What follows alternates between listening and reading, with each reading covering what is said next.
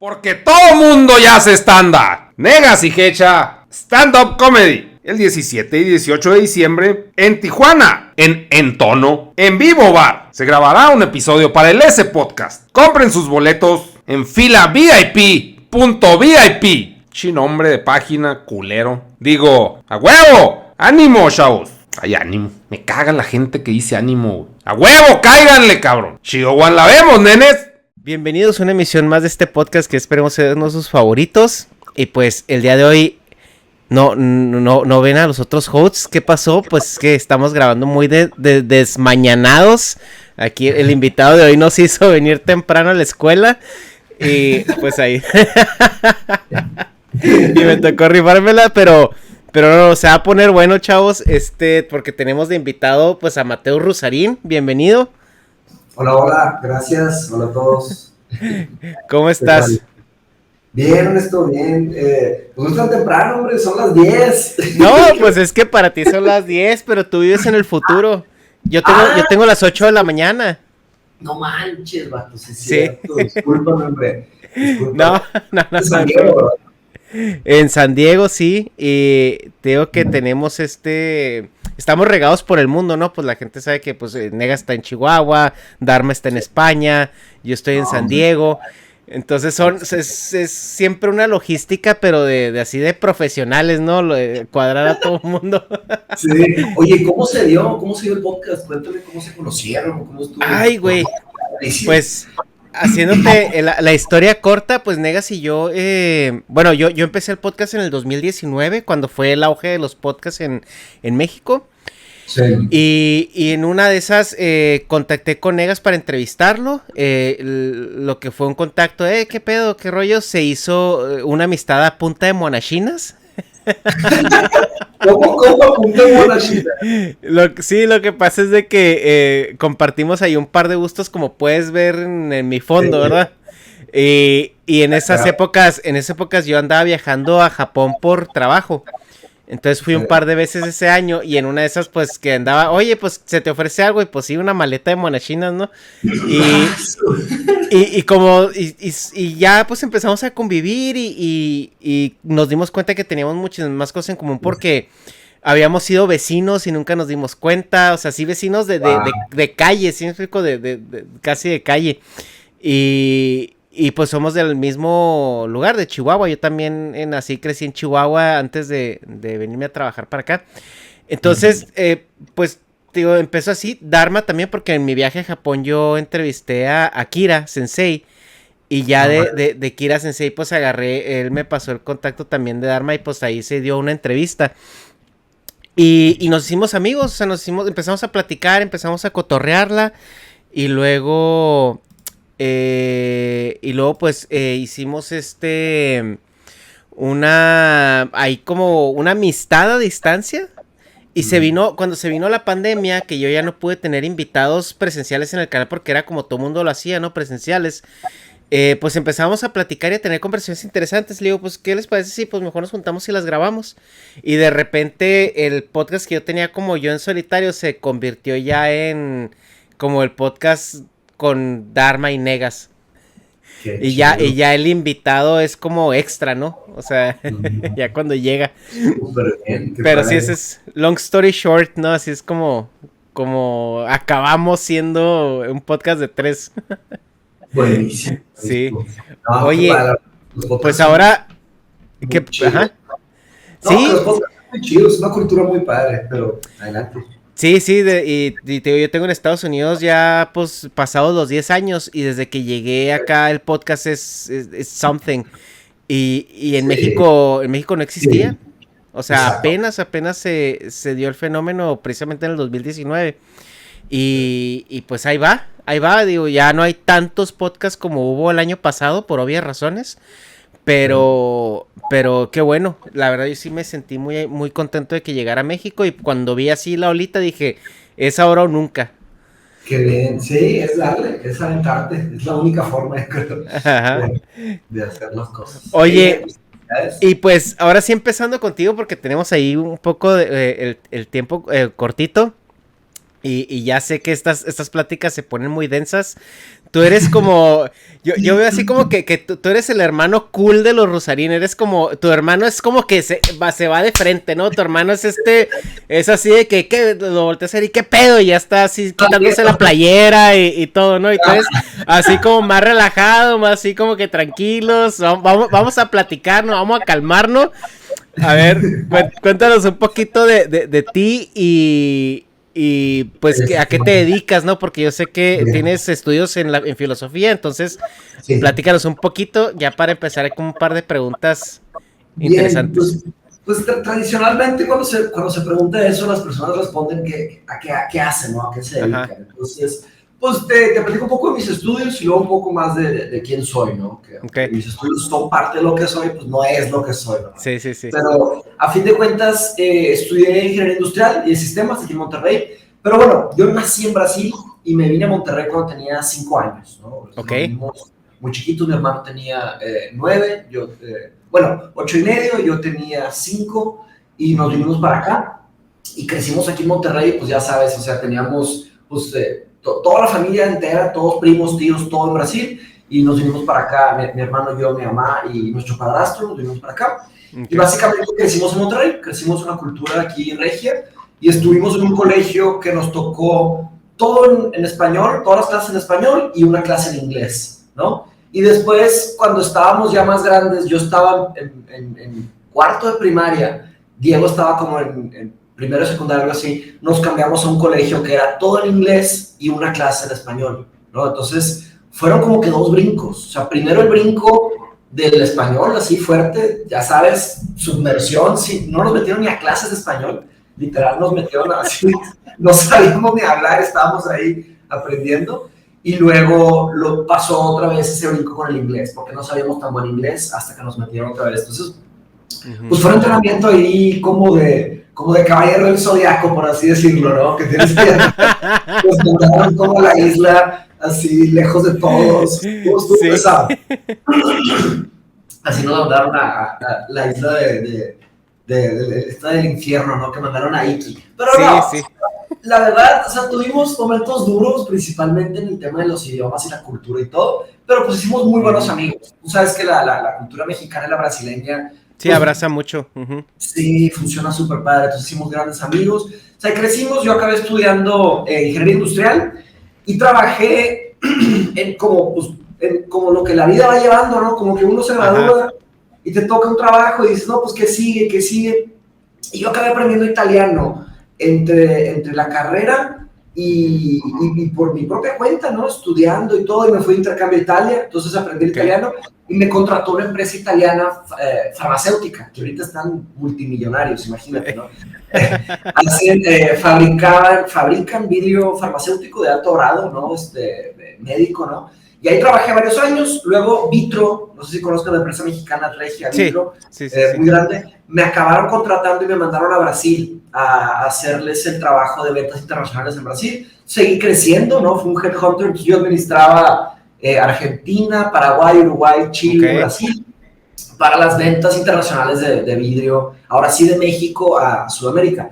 Y pues imagínate un ambiente muy corporativo, ¿no? Yo estaba en San Paulo, el tráfico a todo lo que da, manejaba de mínimo unos 2 horas al día, pero a veces manejaba 5 o 6 horas al día, porque pues como era muy nuevo, yo puse las oficinas allá con un par de personas más, lógicamente, pero me tocó ser punta de lanza, de nuevo, a abrir terreno, ¿verdad? A abrir terreno y a picar piedra y todo. Y ya, interesantemente ahí descubrí los podcasts. Eso fue en el 2000, ¿qué habrá sido? 2012, 2013. Y pues, tú sabes, estás manejando el carro, pues, el podcast es lo perfecto, ¿no? Estás ahí escuchando, aprendiendo, disfrutando. Me empezaron a entrar podcasts de todo. Y yo siempre había leído mucha filosofía, desde los 15 años. Y fue cuando me topé con un podcast de la universidad de... ¿qué ha habido, Negas? Ya, sí, ahí llegó Negas. Hola, buenas. Ya estamos grabando. Hola. Bien. Negas es un robot, no sabía. Es un robot virtual. Es una de sus facetas, güey, porque Negas es un VTuber no binario, no definido y todo eso. Y de repente es un pinche mono y luego de repente no mames, soy heterosexual, güey, claramente heterosexual, güey. tintes homosexuales de repente, pero no, ajá, Está padre, ¿eh? el vaginón.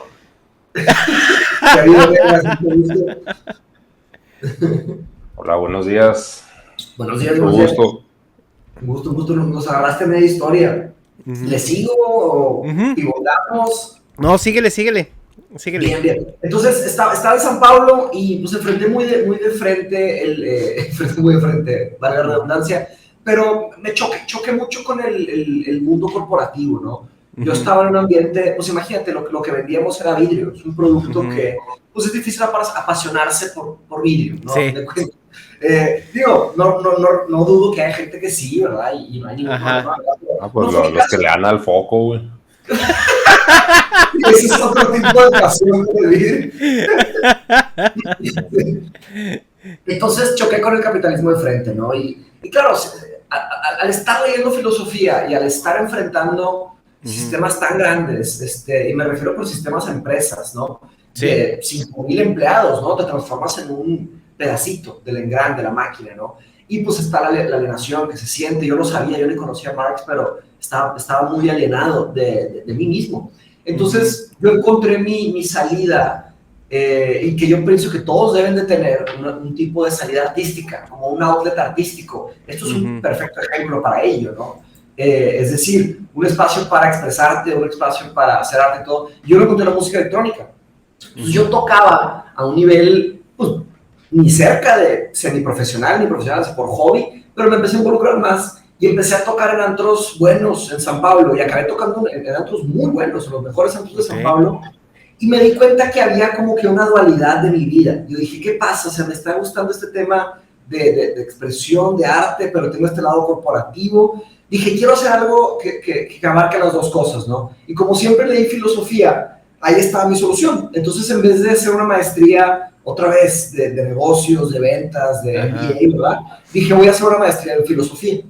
Entonces, pero claro que fue muy pesado, porque en el mundo en el que vivimos, si vienes de un aspecto administrativo, ingenieril, es muy difícil meterte a las artes o a la filosofía o a las humanidades.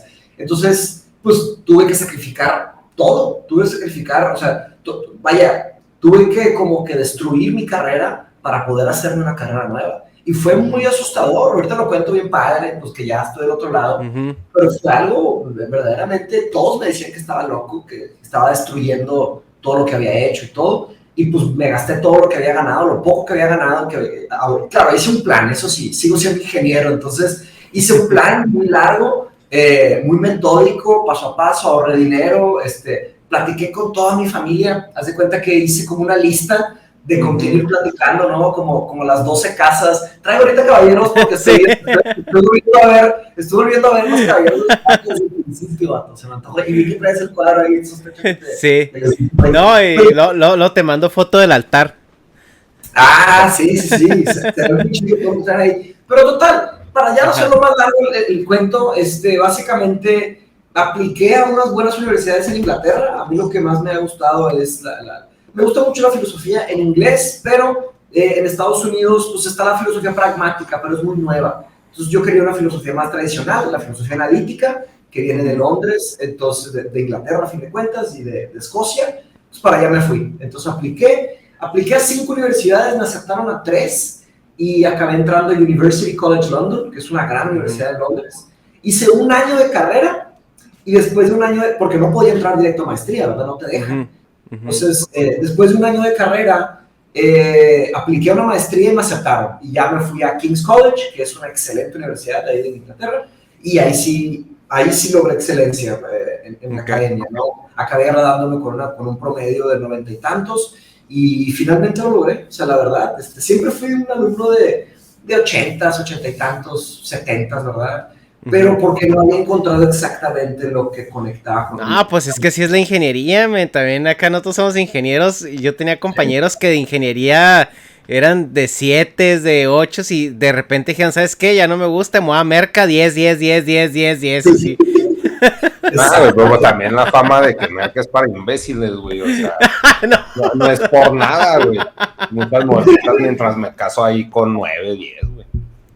Sí, Aquí todos somos ingenieros, así que estás en un safe space. Y luego, niños tech también para acabar de chingar. Los dos van en tech. Sí. Chido.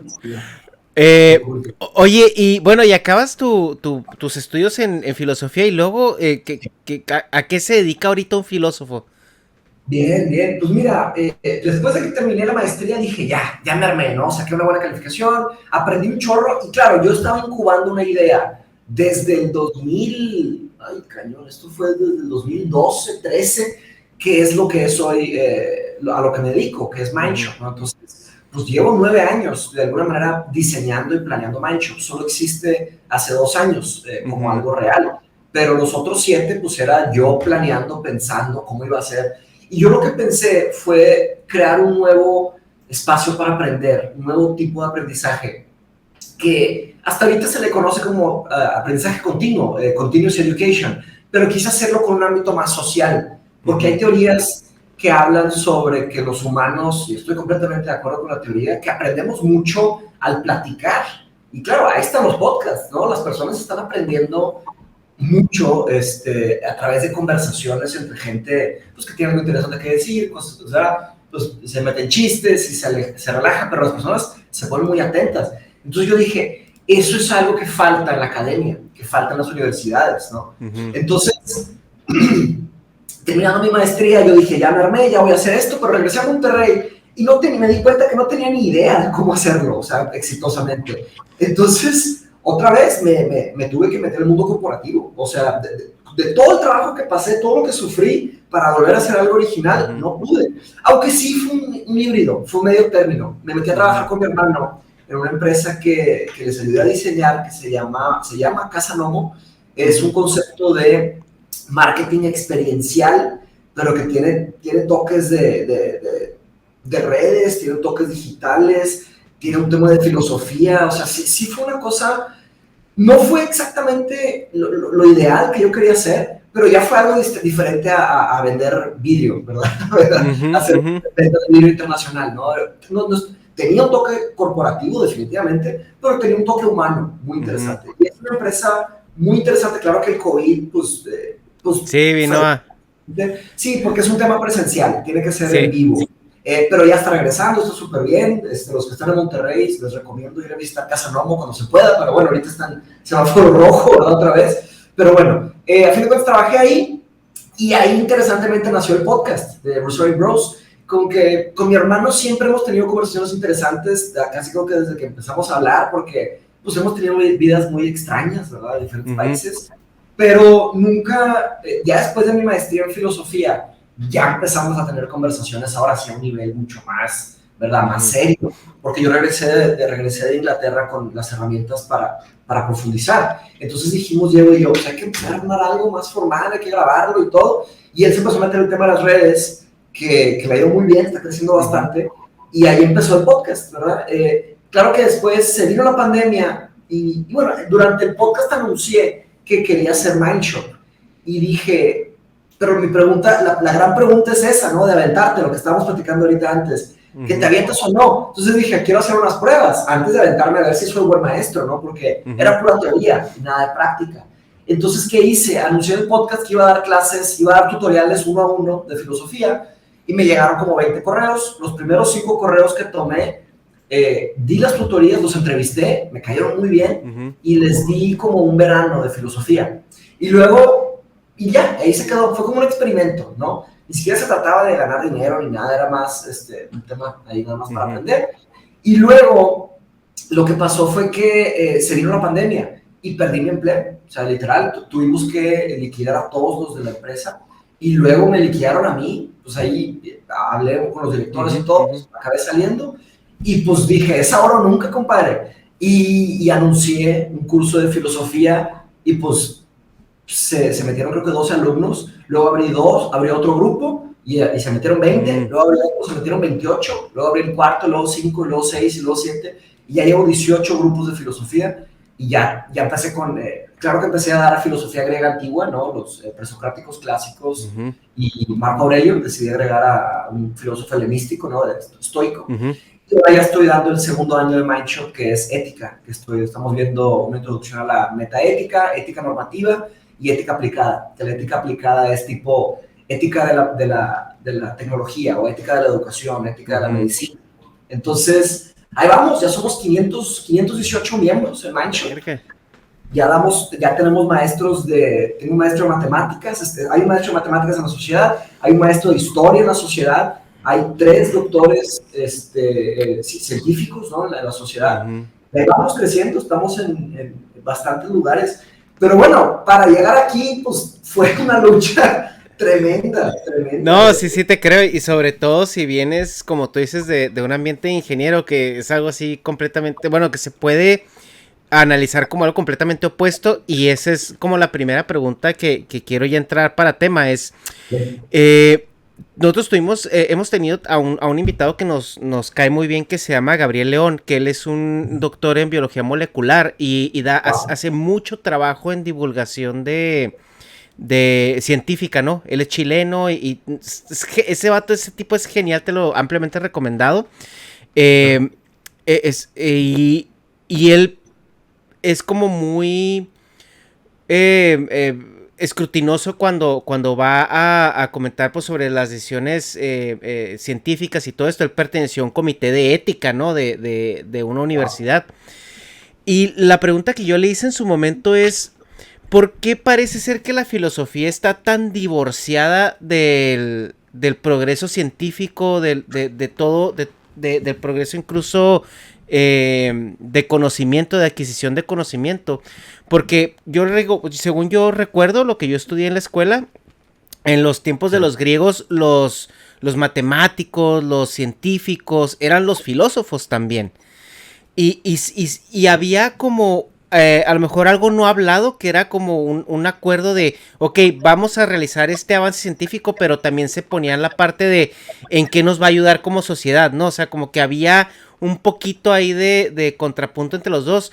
Y llega un punto donde eso se empieza a divorciar a tal grado de que ahorita estamos a 180 grados de filosofía y todo lo que es el avance científico. Ahorita lo que avanzamos en ciencia, en medicina, en investigación, parece ser simplemente derivado de un interés económico, pero ya no se hace la pregunta, esto como humanidad, como tal, como sociedad, en el instinto de como paternalista, por así decirlo, en qué nos va a ayudar, ¿no?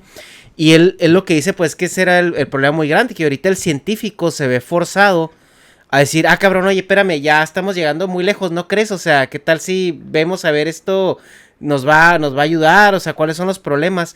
Pero ya es el mismo científico que no es filósofo, o sea, que está casi teniendo que tomar estas decisiones. Entonces, aterrizando, la pregunta es, ¿por qué la filosofía está tan estigmatizada en el mundo del avance tecnológico? Bien, excelente pregunta. Fíjate que yo me he hecho una pregunta parecida hacia eso, pero claro que es en el contexto en el que estamos, ¿no? Yo creo que esa pregunta tenemos que hacerla desde donde estamos. Estamos en México, ¿no? Bueno, tú estás en Estados Unidos, ¿no? Pero a fin de cuentas somos mexicanos, ¿no? En América Latina, ¿por qué está esa percepción de la filosofía que parece que hay una gran división entre filosofía, ciencias, matemáticas? Primero que nada, estás en lo correcto. De hecho, en la escuela de Atenas, en la academia de Platón, había una frase que decía, que nadie entre aquí que no sepa trigonometría, ¿no? Entonces, ¿qué significa eso? Si hace 2500 años en la escuela probablemente más famosa del oeste, en una escuela de filosofía, estaba escrito tal cosa, ¿qué pasa? ¿Cómo se distanció tanto, no? ¿Cómo llegamos aquí? Sería la pregunta, ¿no? La filosofía está en un lugar muy interesante, que no es un arte, pero tampoco es una ciencia, pero tiene de las dos, tiene toques y tintes de las dos. ¿Por qué? ¿Por qué tiene el concepto de arte? Porque la filosofía pues se trata de temas humanos, se trata de temas a veces abstractos, a veces subjetivos, a veces objetivos, ¿no? A veces físicos, ¿verdad? Pero a fin de cuentas se escribe y se habla. Entonces, cuando desarrollamos un sistema filosófico, invariablemente va a tener un toque artístico, ¿no? O sea, hay arte en la filosofía, ¿no? Hay cosas hermosamente escritas, ¿no? Hay un campo que se llama la filosofía del arte, que es la estética, que es el estudio de la simetría, la belleza y todo esto, ¿no? Y el arte en sí. Por otro lado, la filosofía tiene un lado muy técnico, y eso se rige por lo que se conoce como la lógica formal. La lógica formal, y aquí es donde nos falla como América Latina, ¿no? Que la lógica formal es la espina vertebral de la filosofía, y en eso se parece mucho a la ingeniería. Por eso muchos pensarían que son cosas muy distanciadas, pero yo, al acercarme a la filosofía, yo pensaba que la ingeniería no tiene nada que ver, pero ser ingeniero y estudiar filosofía tienes grandes ventajas sobre los mismos filósofos, porque la lógica se nos también viene pendejos, güey. O sea, sea, sumar. la lógica, bueno, digamos, un buen ingeniero, ¿no? Creo que sí estudió bastante, porque las matemáticas son lógica pura. Y aquí es donde está lo interesante. Todas las disciplinas que conocemos como materias, academia, ¿no? Todas, desde la psicología hasta la topología, hasta la geología, no sé, la que quieran, ¿no? La ciencia cuántica, la física cuántica, física, matemáticas, todo esto, ciencias naturales, todo eso viene de una mezcla, de alguna medida, de matemáticas y de filosofía, ¿no? Yo me lo imagino como una gran nube llena de relámpagos y truenos y todo, que esas son las matemáticas y la filosofía, y de pronto se establece un campo nuevo, se solidifica y nace una nueva nube, como que se sale de ese caos y se transforma, por ejemplo, en la psicología. La psicología nace de la filosofía, y luego se establece no sé qué, y nace las ciencias naturales. Y como bien dijiste, la ciencia es una palabra, la palabra ciencia es una palabra nueva, es lo que no todos saben, pero la ciencia viene del siglo XVII. Por ahí empezó a ser usada la palabra ciencia. Entonces, pues estamos hablando de 1800 para acá, que tiene 200 años. Todo el tiempo antes, lo que se hacía como ciencia se llamaba filosofía natural. Se llamaba filosofía natural. Hasta que se estableció, se estructuró. Y aquí yo le hice una pregunta, cuando entendí todo esto, yo le hice una pregunta a mi maestra de metafísica, que es una persona brillante, una inglesa ahí nacida en Londres, pero con ascendencia de la India. Ella le pregunté, ¿por qué las matemáticas se han proliferado tan excesivamente y la filosofía no? Porque si preguntas, oye, ¿qué estudia un niño? ¿No? ¿Qué estudia una niña? Le toca matemáticas 1, matemáticas 2, matemáticas 3, matemáticas 4, toda la vida. Pero ¿por qué no lleva filosofía 1, filosofía 2, filosofía 3, filosofía 4? Si la filosofía es algo absurdamente humano, si se puede decir tal cosa, ¿no? Todos hacen filosofía. Si platicas con un niño chiquito de 3 minutos, te va a hacer preguntas filosóficas. Porque las preguntas filosóficas son las preguntas más básicas que hay del mundo. O sea, no básicas, más elementales que hay del mundo, ¿no? Oye, ¿cómo debemos actuar? ¿Qué es vivir una buena vida? ¿Cómo entendemos la realidad? ¿Qué es lo real en el mundo? ¿No? O sea, es una pregunta de metafísica. ¿Qué es la belleza? Es una pregunta estética. ¿Qué es verdad? Eso es una pregunta epistemológica, de teoría de conocimiento. Entonces, todos tenemos esas preguntas, pero parece ser que nos quitaron la capacidad de entender esas preguntas, ¿no?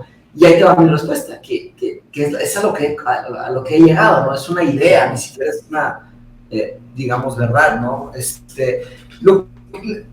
Pues hay dos cosas. Primero, que las matemáticas producen riqueza y producen poder, ¿no? Desde la revolución industrial, pues, empezando con la revolución agrícola, con el tema del control de las finanzas, de las ciudades, pero luego la revolución industrial, las primeras máquinas, y ahora con la revolución digital, es matemáticas puras. Entonces, claro que toda la inversión a nivel global se va a lo que se conoce en Estados Unidos como STEMs, ¿no? STEMs es Science, Technology, Engineering and Math, ¿verdad? Ciencia, tecnología, ingeniería y matemáticas. Y no se va el dinero a las humanidades. Entonces, primero pienso que tiene que ver con eso, con la generación de dinero bruto, de poder como tal. Y segundo, que la filosofía hace que las personas hagan muchas preguntas. Y no es ninguna teoría de conspiración, pero hay muchos sistemas en el mundo que no quieren que hagan preguntas. No les conviene que hagan preguntas. No, pues entonces, simplemente de ahí yo creo que viene la parte de la religión, ¿no? O sea, como es la religión, yo lo he definido como tu paquete filosófico que te toca por default, ¿no? Es como el sistema operativo donde yo tengo, sobre todo en los países de tercer mundo que tienden a ser mucho más religiosos porque sus actividades económicas son más básicas. Entonces es gente que pues oye, o trabajas o te pones a pensar, ¿no? Entonces, ¿cómo sacias esa necesidad de sentimiento de existencialismo, todo esto? Pues mira, aquí está tu paquetito filosófico, ya en México es la religión católica, porque Diosito así lo quiso. Y así y así va, ¿no? Y así funcionas en ese tejido filosófico. Y también por eso yo siento que la filosofía viene a ser ahorita en estos días un privilegio, ¿no? O sea, porque necesitas tiempo para estudiarla, necesitas buscarla primero y ya para poderte dedicar a esto. O sea, por ejemplo, tú dices, oye, pues yo fui a estudiar esta maestría en Londres porque a mí me gustaba esta filosofía. Pero pues si tú te comparas con el grueso de la población, al menos en México, pues estás de acuerdo que eres el 1%. Claro, completamente de acuerdo. Hola, espero te esté gustando el episodio de hoy. Esta pausa es solo para recordarte que vamos a estar el 17 y 18 de diciembre en Tijuana, dando nuestro show de stand-up y grabando un episodio especial en vivo para el S Podcast. Vas a tener toda la información en la descripción y esperamos verte ahí. Pero bueno, te dejo que sigas disfrutando el episodio de hoy. Ahora, hay otro lado de la moneda, ¿no? Es decir, sí, hay una gran felicidad en aprender, ¿no? Yo creo que todos la tenemos, invariablemente. Pero ¿aprender qué? Esa sería la pregunta, ¿no? Ahora, estudiar filosofía puede ser visto como un privilegio, pero también es un peso, ¿no? O sea, es como un tipo de maldición también, porque siempre quieres hacer más y más preguntas. Y se me hace interesante lo que planteas con la religión, porque la religión es como un paquete de respuestas. Y ahí nos quedamos, ¿no? El que decide vivir sin la religión, o más allá de la religión, o con la religión más, algo más, pues es un tipo de existencia más pesada. Es más difícil vivir sin saber. Es más fácil vivir sabiendo. Sí, ¿no? Y ahorita que comentabas eso de que hacerte preguntas, o sea, en mi paso por las religiones en las que he participado, el hacer preguntas no está bien visto. Eso es otro tema. Ahora, para hablar de religión y filosofía, tenemos que hablar de un filósofo que también fue teólogo, llamado Tomás de Aquino, ¿no? Tomás de Aquino viene del siglo XIII, y él fue el que produjo una paz como que entre la lucha entre la filosofía y la religión, ¿no? En su época lo que estaba pasando es que los grandes religiosos de su época tomaban a Platón como el único filósofo aceptable, porque Platón hablaba del reino de las formas, del alma, de todo esto, pero rechazaban rotundamente el trabajo de Aristóteles. Pero interesantemente en el Oriente Medio empezó el averroísmo. El averroísmo era un tipo de estudio de Aristóteles, pero negaba una cosa muy importante, que es la vida después de la muerte.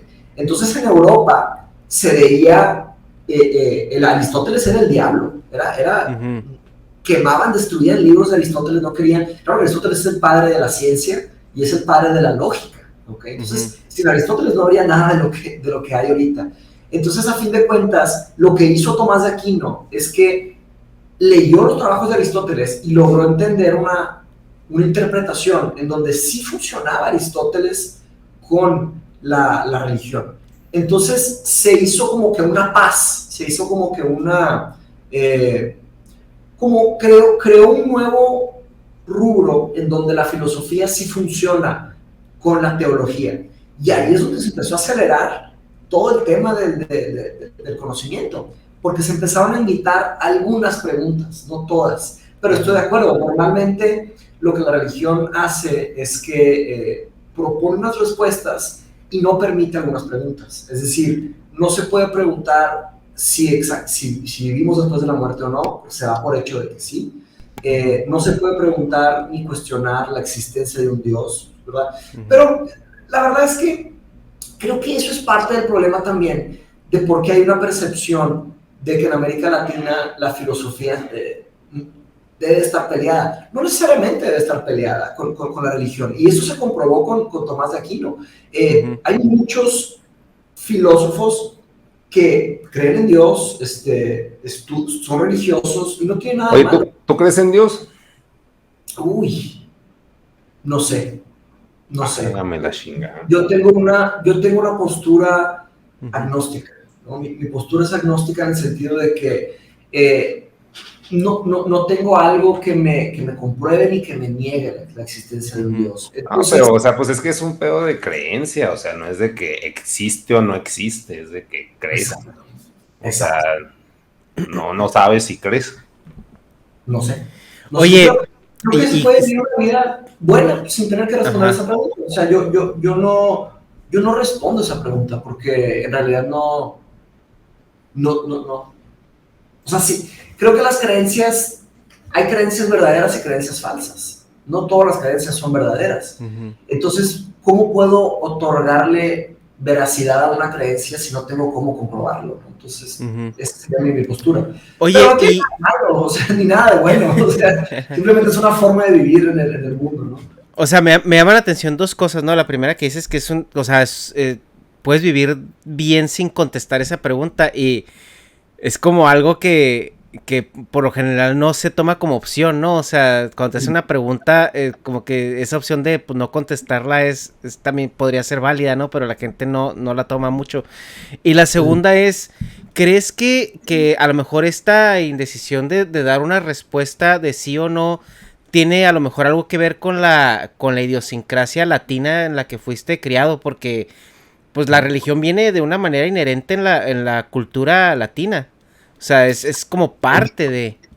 Muy, muy fuerte. En Brasil también, ¿no? En Brasil a veces se piensa que Brasil es muy liberal, pero el país que tiene de las mayores cantidades de católicos del mundo es Brasil. Ujú, Mi abuelita y pues mi mamá y ujú, todo, o sea, sí tienen bastante todo ese tema y nos enseñaron. Y claro que yo sí hice mi primera comunión, todo ese tema y todo.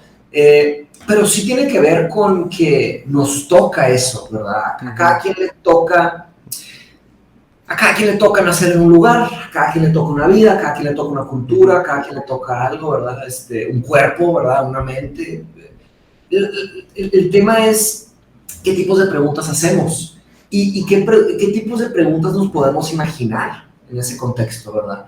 Claro que yo logré liberarme mucho de la forma de pensar de donde nací, de todo, ¿verdad? Pero para empezar me sacaron de Brasil a los 5 años, me vine para México y luego yo decidí ir a otros lados del mundo y ujú, invariablemente cuando viajas y conoces gente nueva y te hacen preguntas difíciles, pues tienes que responder y ahí dices, pues quién soy, ¿verdad? O sea, ¿cómo respondes las preguntas? Y eso te va fortaleciendo de una manera en la que estructuras, te entiendes más ujú, quién eres, ¿no?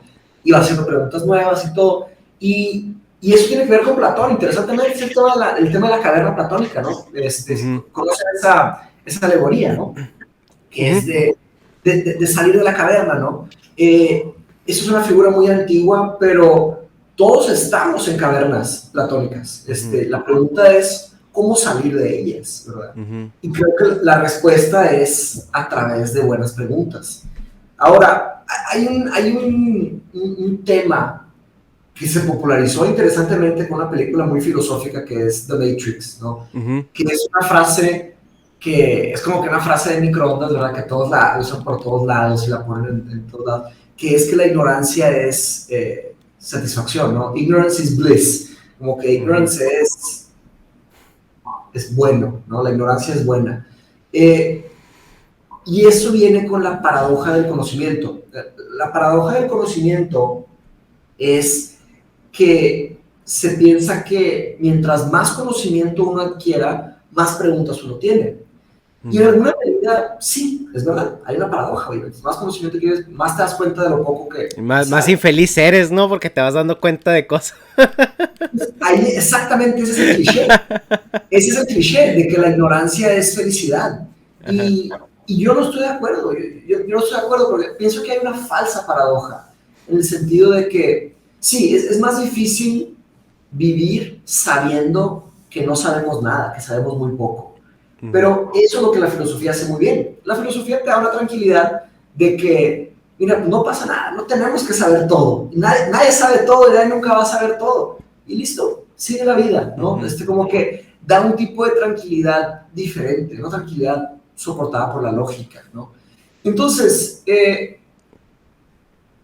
¿Por qué pienso que no hay una paradoja de conocimiento? Porque si hacemos unas preguntas y nos dan respuestas parciales, ahí sí, como que nos ponemos incómodos y es, no, pues, ¿qué es esto? Pero si nos dan buenas respuestas, esto nos trae tranquilidad. Por ejemplo, tú volteas afuera y ves unas cosas blancas flotando, ¿no? Imagínate si no tuviéramos, en un momento el humano no tenía idea de lo que eran esas cosas y nos daban miedo. Decíamos, ¿qué es esa cosa? Es un fantasma, es un, ¿verdad? ¿Qué son esas cosas? Ahora volteas por la ventana y estás tranquilo, ves las nubes y dices, no, son nubes, es oxígeno con agua, se condensó y de ahí sale la lluvia, etcétera, ¿no? Y ya estamos tranquilos. Ese efecto hace la filosofía cuando viene estudiada, y aquí hay un gran pero, porque hay muchas personas que piensan que comprándose los libros de los filósofos y empezando a leerlos para no es así. Si te compras un libro de Schopenhauer o de Hegel o de Kant o de Nietzsche, probablemente no se va a entender mucho. Si alguien que está escuchando esto quiere aprender filosofía, les recomiendo que empiecen a leer a Platón, por ejemplo, o a los griegos, porque ahí es cuando comenzó la filosofía. Ahí todavía se puede, ¿verdad? Pero ahí está algo que pienso que en América Latina no está bien entendido, que se piensa que el filósofo es una persona problemática, que vive, ¿verdad?, sufriendo. Y reconozco que es un poco pesado la filosofía al principio, pero ya que empezamos a entender qué es, cómo funciona, como las reglas, ¿no? Pues ya, te da una existencia más tranquila, ¿no? Más relajada. Pero pues es que, o sea, ahí yo creo que tiene mucho que ver que, o sea, así como la pregunta de que blanco o negro, y no sé, es de que, ay, güey, pues es que si no vas a dar algo exacto, pues ¿para qué chingados? O sea, como que así también lo que preguntabas de que, pues ¿por qué está tan separada la ciencia de la filosofía? Es de que, pues porque la filosofía es ser o no ser. Bueno, eso es poesía, ¿no? Pero la ciencia es eso, no es, güey. Sí o no, güey, ya, vámonos directo, güey. Está de que, pues seré o no seré, es de que, que la chingada. O sea, pues sí. O sea, si vas a lidiar con esa información de esa gente, pues no te aporta, güey. Más bien es de que, güey, estás metiendo más pedo donde no hay. O sea. Ahí lo que estás diciendo, Negas, es la interpretación popular de lo que las personas piensan que es filosofía. Eso que dijiste no es filosofía, ni cerca. La verdad es que hay respuestas objetivas y hay respuestas subjetivas. Lo que dijiste, blanco o negro, pues eso blanco o negro. Puede ser gris también, sí puede ser gris. Pero si te enseñan una representación artística de algo, el cuadro va a ser o blanco o negro. Y no hay nada filosófico de eso, ¿no? Eso es un tema perceptual. Tiene que ver con la percepción, el ojo humano, cómo interpretamos color, y también tiene que ver con la intención de respuesta. Si la persona tiene una intención de respuesta y es intelectualmente honesta, te va a decir lo que piensa, honestamente. Eso es una pregunta subjetiva, pero si es verdaderamente una pregunta binaria, hay una respuesta binaria y se acabó, no hay ningún problema. El tema es cuando hay filosofía mal digerida, y eso es lo que más hay en América Latina. Está la figura del filósofo flojo, está la que no se baña. Que no se baña, que no sirve para nada. Y luego te presentan así y dices, güey, pues me dicen que no se bañan. Claro, y esa es otra. Piensan que Zizek y Chomsky son los únicos filósofos que existen. Ellos son los populares, o sea, pero si te metes al mundo de la academia, pues ni siquiera son tan famosos allá, o sea, sí, se viralizaron, se popularizaron. Y son lo normie de la filosofía.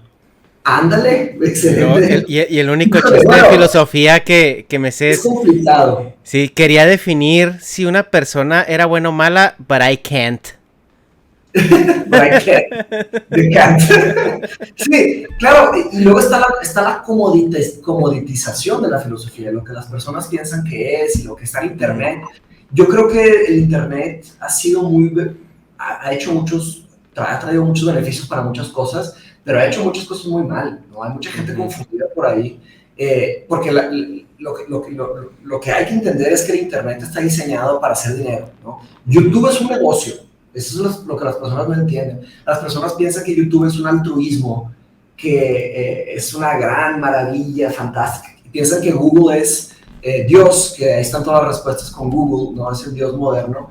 Entonces es un negocio y somos parte del negocio todos. Entonces pienso que buscar respuestas en internet es problemático, ¿no? Y produce más confusión, ¿verdad? Ahora, si estudiamos ni siquiera estudiamos, si observamos la gran tradición filosófica francesa o americana o la propia inglesa o japonesa o occidental, ¿verdad? Oriental, vemos que ellos, los grandes filósofos de la humanidad, plantearon las preguntas para ir avanzando en el conocimiento humano, para ir verdaderamente buscando florecimiento. Claro que cuando se topan los intereses privados con los intereses de avance de conocimiento, pues hay choques, ¿verdad? Entonces hay agendas ideológicas y se pone bien complicado. Por eso reconozco que la filosofía tiene un aspecto popular negativo, pero eso que si se entendiera los grandes beneficios de entender todo esto, se podría avanzar más.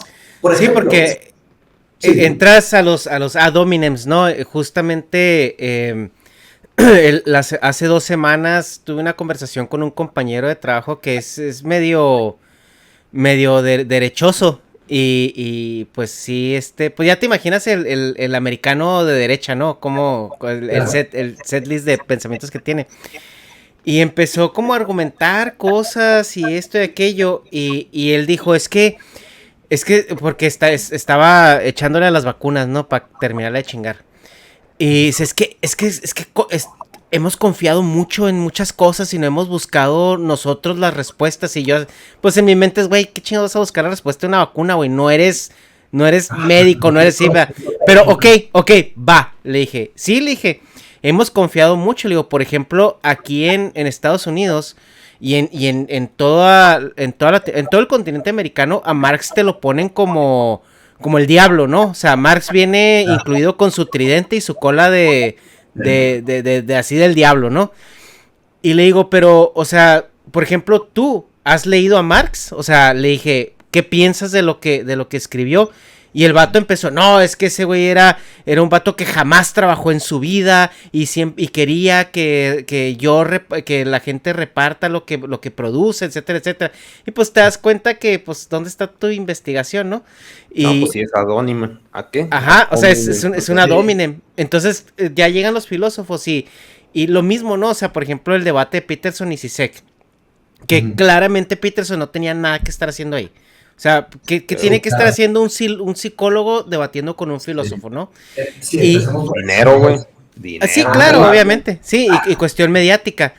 Y luego, por ejemplo, si Zizek pues le presenta ideas de choque, que incluso Peterson se queda, ok, pues tienes razón, güey. Y hasta, por ejemplo, pues llegó un punto donde Peterson empezó a tomar nota, ¿no? O sea, pero pues porque dice, güey, pues, o sea, la intención de Peterson nunca fue como la confrontación, o sea, él como que siento que todavía tiene un rigor de debate, ¿no? Por ahí, que es el intercambio de ideas en busca de la verdad.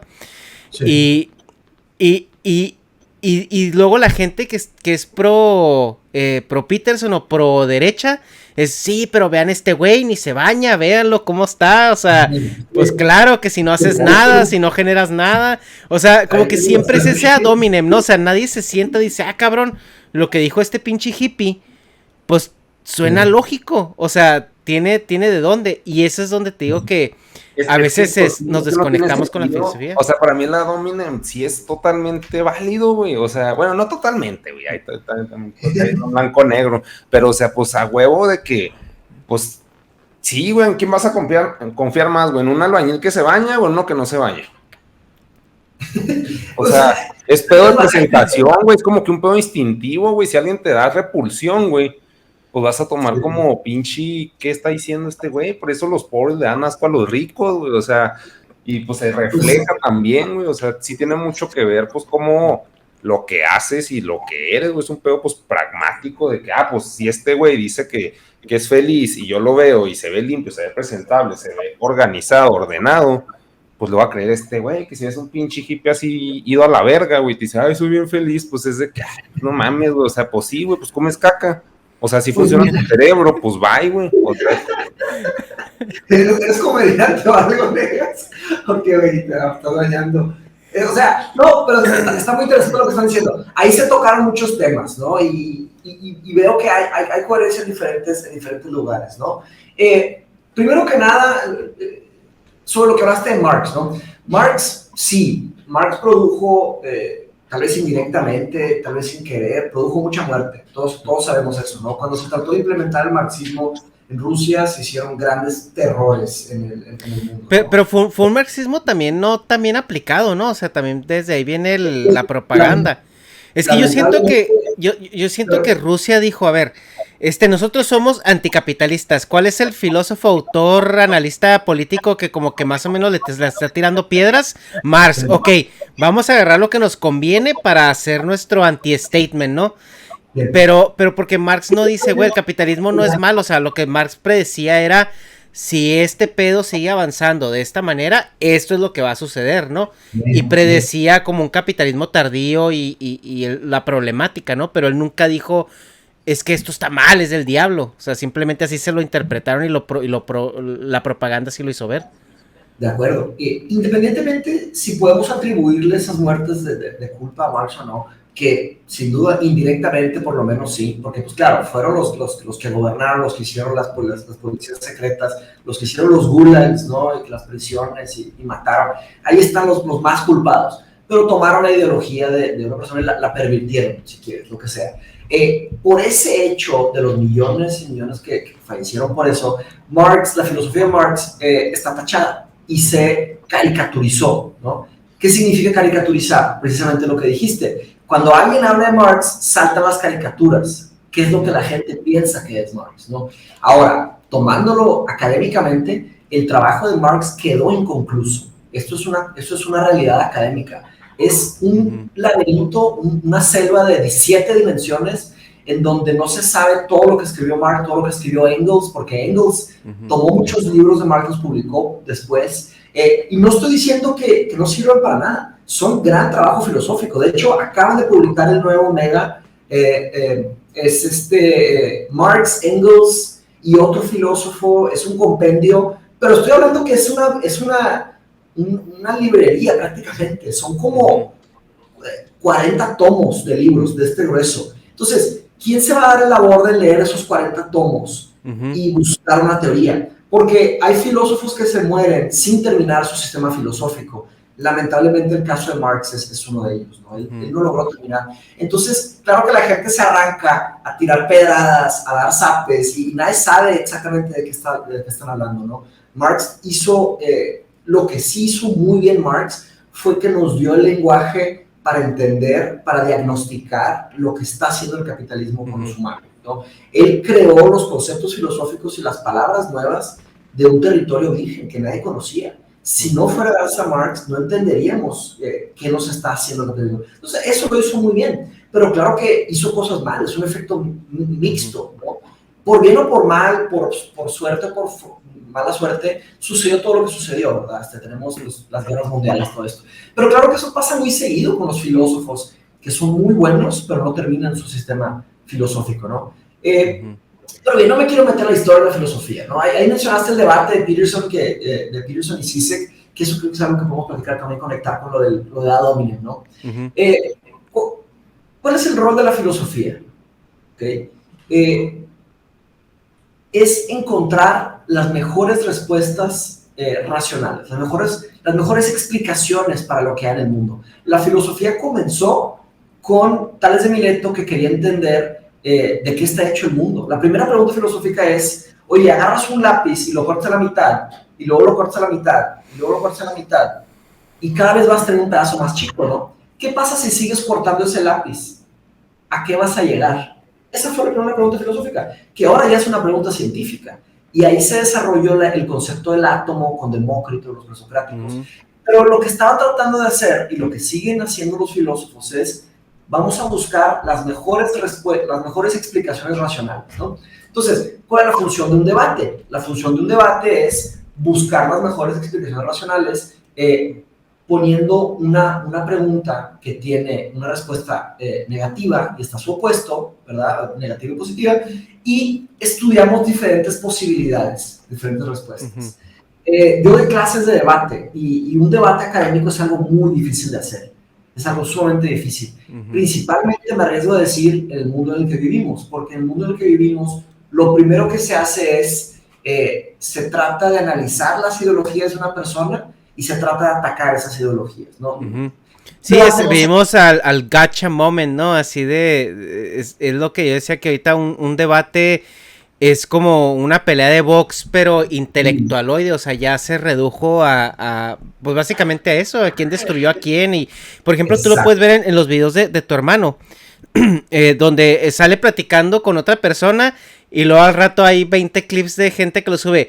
Diego destruye a fulano. Eso se llama pornografía de humillación. Shame porn. Lo que las personas se conectan es a ver humillación, a ver sangre. Y el internet está muy bien diseñado para eso. El internet está diseñado para que se conecte con nuestros sentimientos más antiguos, más viscerales, más animales. Por eso se esparce como el fuego. Ahora, el concepto de mi hermano, cuando mi hermano platica con otra persona, es que mi hermano sabe un poco sobre lógica formal. Él sabe que es una premisa, sabe que es un argumento válido, sabe que es coherencia, sabe que es congruencia, sabe cuando alguien tiene una cognición acelerada, mi hermano. Entonces él se da cuenta cuando alguien dice algo que no va y empieza a explorarlo. Y pues claro que las personas solitas se demuestran su ignorancia. Entonces, lamentablemente, las personas piensan que eso también es bueno. O sea, sí hay que demostrar cuando alguien no sabe algo, pero no hay que glorificarlo, hay que hablar con respeto. Entonces, el ad hominem es algo que oye, aquí está la pregunta que estamos tratando de responder. Vamos a ignorarla y vamos a buscar otras soluciones, ¿verdad? Entonces, el espíritu de la filosofía es escuchemos las posturas, los argumentos, las premisas. Y eso es lógica formal. Esa es la parte técnica de la filosofía, que lamentablemente nadie se involucra. Otra cosa que también yo decía mucho, o yo pienso también, es de que justo lo que comentabas al inicio de que en los currículos escolares, sobre todo básicos, así como te enseñan ciencias naturales, yo creo que debería de haber una inclusión en cuestión de pensamiento, ¿no? O sea, de formación de pensamiento, y la filosofía tiene una cabida muy importante en esa currícula. Porque filosofía yo la vi cuando estaba en la prepa, y la vi como una materia en la prepa, y eso era para el checklist así de la SEP de, ok, te dimos ya una de filosofía y se acabó, ¿no? El mundo de Sofía, los socráticos y vámonos. Sí.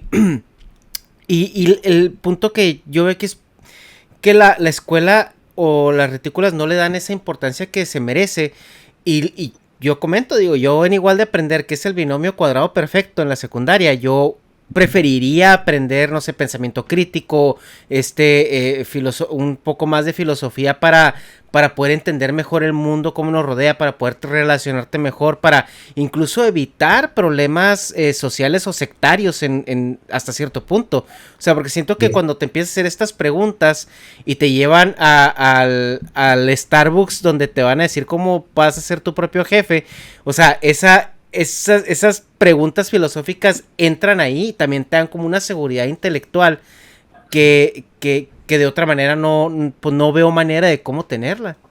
Lo que hace bien la filosofía, una de las cosas que hace muy bien, es que te permite no solo tener ideas nuevas, originales tuyas, sino que saber defenderlas, saber justificarlas, entender el porqué de las cosas, ¿no?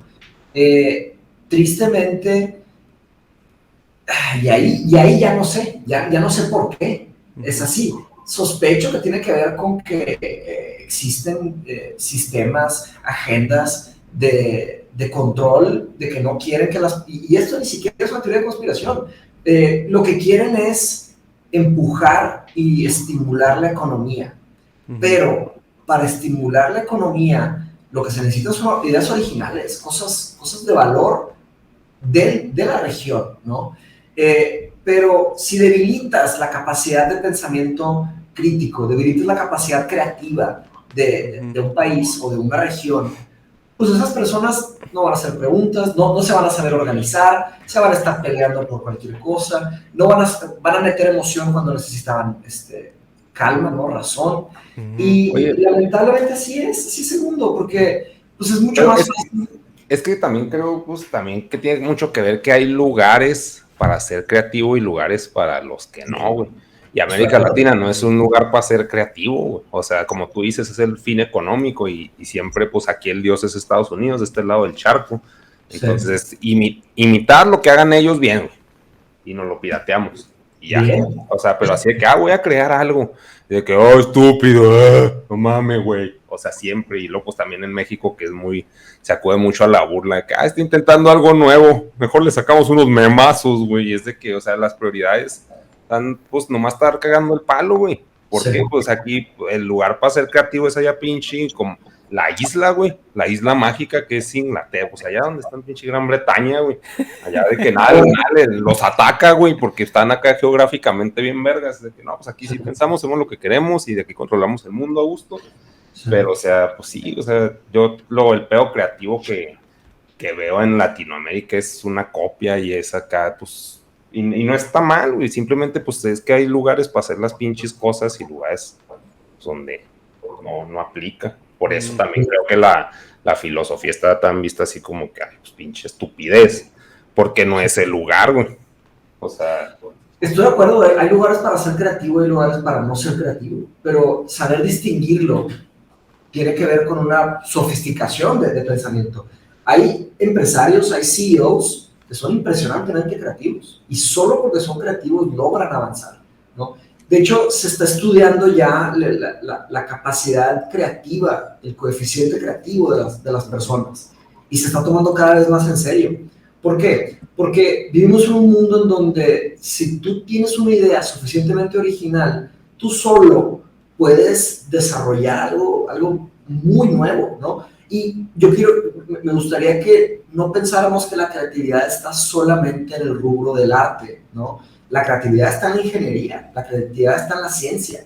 Si se te ocurre una hipótesis que a nadie se le ocurrió, vas a sacar algo mucho más interesante, ¿me explico? Entonces, hay gran valor en eso. Y la palabra importante creo que es innovación. ¿Cómo se hace innovación, no? ¿Cómo puede haber algo que vale más que un país al lado, como dijiste, ¿no? Los americanos que tienen miles de millones de dólares de presupuestos para miles de cosas, tienen sistemas increíbles, y nosotros no. Tenemos que ingeniárnoslas de alguna manera mucho más allá. Ahora, estoy de acuerdo, hay momentos que se necesita estructura, ¿verdad? Hay momentos que se necesitan respuestas de calidad. No necesariamente la creatividad está en todo, ¿no? Pero claro que la filosofía no se trata solamente de creatividad, ¿no? El pensamiento crítico se trata de que tengas la capacidad de imaginar diferentes contraargumentos para una postura, ¿no? Entonces, ahí es donde funciona muy bien. Te dan una idea y si la aceptas sin cuestionarla, eso es el escepticismo. El escepticismo es suspender el juicio y pensar, oye, pues espérame un tantito, podría ser esto, esto y esto, ¿no? Y la capacidad de hacer esto te da libertad, porque si no vamos a acabar trabajando siempre para empresas de ellos, o si no vamos a tener siempre ideas importadas, ¿no? Difícilmente van a brotar, porque yo sospecho que hay mexicanos que tienen ideas impresionantemente buenas, solo que no está el suelo fértil, no está la estructura para que crezcan, y eso estoy de acuerdo. Es una gran tristeza que no hay la estructura para que ellos puedan defender sus ideas y echarlas a andar y hacer algo más, y hacer algo original, y hacer algo mejor. Ahí está lo difícil. Sí, por eso me gusta mucho, aquí relacionando un poco lo del lugar con la oportunidad de hacer cosas, güey. Pues por eso me gusta mucho la película de Dunkerque, porque los chavitos que andan en tierra, güey, pues son turboadaptivos, es de que no, pues me voy para acá, güey, pues, o sea, a madre luego pues buscan el lugar donde puedan respirar, güey, nomás, estar a gusto, güey, pero siempre se están moviendo y ok, aquí puede valer verga, ¿a dónde nos vamos a mover después? Entonces esa adaptabilidad en la película se me hace muy, muy chida. Claro que el héroe, pues, es el avión que llega con los recursos mágicos, güey, porque desde la perspectiva humana un avión es turbo magia, güey, que está Dios. Y pues el tiempo transcurre muy diferente para la persona que va en el avión, para la que anda en la tierra. Pero, o sea, sí está la adaptación. Creo que lo más importante, ya lo habíamos hablado en otros podcasts, pero pues es la capacidad de movilidad y pues eso siempre es dinero y también el idioma, por eso pues también es muy importante, mínimo de este lado del mundo, saber inglés, que aquí pues si los dioses hablan inglés, que son Estados Unidos, pues tenemos que hablar el lenguaje de los dioses. Nos tenemos que adaptar. Estoy de acuerdo, Negas, estoy completamente de acuerdo contigo. La verdad es que no es una sola cosa, es un caleidoscopio de cosas, son varios elementos, ¿no? Si preguntamos qué hace una buena película, ¿verdad? ¿Qué es una buena película, no? Y respondemos, no, pues una buena película tiene que tener pues, buenos actores, ¿no? Chichis. Eso es una. Esa es otra. Una buena película tiene que tener buenos directores, ¿sí o no? Pues, probablemente sí, un buen director. ¿Tiene que tener una buena productora? Pues sí. ¿Tiene que tener buenos escritores? Pues si tiene un pésimo escritor, una película con todo lo demás, probablemente no. Entonces, nos damos cuenta que producir algo con excelencia, algo con calidad, no es solamente un aspecto, ¿no? Entonces, se necesita una serie de cosas, de diferentes tal vez disciplinas, un trabajo en equipo, ¿verdad? Una armonía en la conversación. Entonces, ahí es donde pienso que la filosofía también tiene sus límites, lógicamente tiene sus límites. La filosofía es solamente algo más, muy genérico, que construye un pedazo de la respuesta de las cosas, ¿no? Entonces, probablemente el tema de la gran caricaturización de la filosofía es porque tal vez se ha desconectado tanto de todo lo demás y se ve como una cosa aislada, como que deformada. Cosa de hippies o de gente que no se baña. Por el hecho de estar tan desconectada de todo. Pero fíjese que es nada más de este lado, fíjese, en la crisis del COVID, en 2019, cuando empezó el COVID, en Alemania, Angela Merkel, la primera ministra, cuando empezó el COVID, consultó un consejo de filósofos para entender qué iba a hacer el país, con 6 o 7 filósofos profesionales, o sea, para entender la ética, qué es lo que tenemos que hacer, qué es lo correcto, qué es lo justo, qué es lo responsable por hacer a nivel país. Fíjense el avance, ¿verdad? O sea, el respeto que hay por ese tema. De otros lados del mundo es muy difícil, ¿no? Ahora, pienso que el mundo necesita algunos filósofos puros que estudian solo filosofía toda su vida, pero creo que el mundo necesita, y el mundo de América Latina, necesita más personas que puedan accesar esas herramientas filosóficas, ¿no? Porque la filosofía no es una herramienta, más bien, la filosofía tampoco es un taller de herramientas, la filosofía es un taller de talleres, ¿ok? Y esto no es idea mía, es de un filósofo francés, Gilles Deleuze, que básicamente dice que al estar aprendiendo filosofía, tú vas a desarrollar la capacidad de crear tus propios talleres, y ahí hay algo muy valioso, ¿me explico? Si solamente nos están dando los iPhones, y porque tenemos iPhones pensamos que estamos al nivel de los que inventaron un iPhone o algo así, estamos muy equivocados.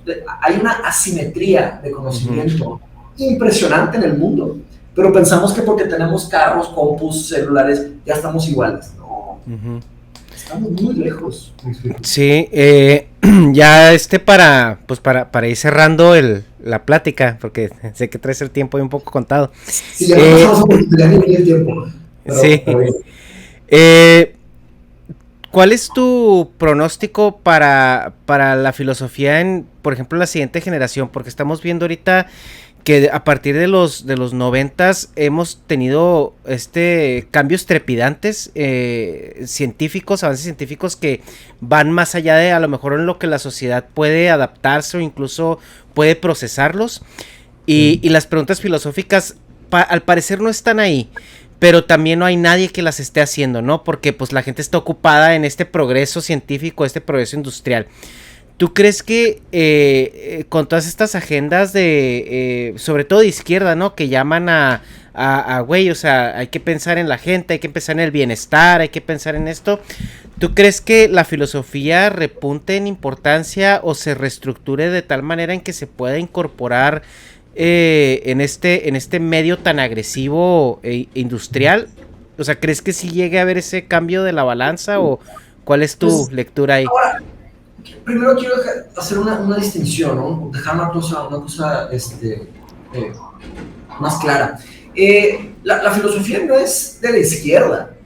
No, yo no estoy diciendo que sea izquierda, o sea, yo estoy diciendo que ahorita al parecer las agendas propiamente más de izquierda están como llamando a una conciencia colectiva. Entonces, no sé si por ahí la filosofía pueda entrar de una manera ya más prominente para insertarse en este progreso tan trepidante que hemos tenido. O sea, no estoy diciendo que sea izquierda. La verdad, yo soy muy poco de política y meterme en lo que no sé, la verdad, se me hace una ignorancia de mi parte. Lo que te puedo decir es, puedo hablar generalmente de la filosofía, porque hablar de posturas ideológicas, políticas, pues la verdad yo no tengo. Yo no soy, yo no me identifico como tal, con ninguna, porque pues no conozco, no sé, no estoy involucrado. Yo lo que me dedico es... Yo me dedico a que las personas puedan entender sus posturas y defender sus posturas, pero en realidad no, ¿verdad? Creo que es hasta negativo para un filósofo, aunque eventualmente todos los filósofos acaban tomando una postura ya que están en sus, no sé, 60, 50, 60, no sé qué año, pero pues ya empiezan a tomar posturas. Yo por lo pronto no tengo nada. Yo entiendo muy bien los problemas del capitalismo, y entiendo muy bien los problemas de otros sistemas sociales que se podrían llamar anticapitalistas, ¿no? Para dejarlo bien general. Ahora, la filosofía puede ayudar a construir mejores futuros imaginables, eso sí te lo puedo decir. ¿Por qué? Porque si pensamos que los humanos tienen alguna injerencia en lo que hacen los gobiernos, o los humanos tienen alguna injerencia con lo que pasa en la sociedad, o los humanos tienen alguna injerencia con lo que pasa con las religiones, yo sospecho que sí tienen que ver, porque los humanos hacen las religiones, los humanos hacen los sistemas de control, y las empresas también, otro muy grande.